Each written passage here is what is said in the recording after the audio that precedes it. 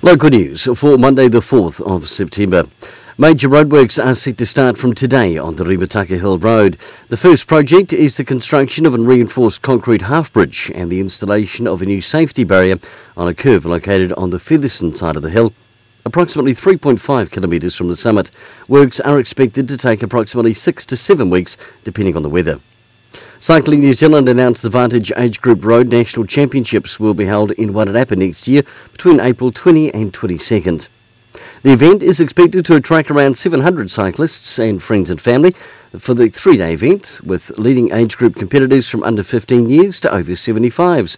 Destination Wairarapa General Manager David Hancock congratulated the ACM Club following the announcement and says having the 3-day event held in the heart of Wairarapa will have huge benefits for the entire region and for Carterton. And in sport, the Farriers Wairarapa Bush have got their Moto 10 Heartland season back on track with a 36-10 win over East Coast on Saturday.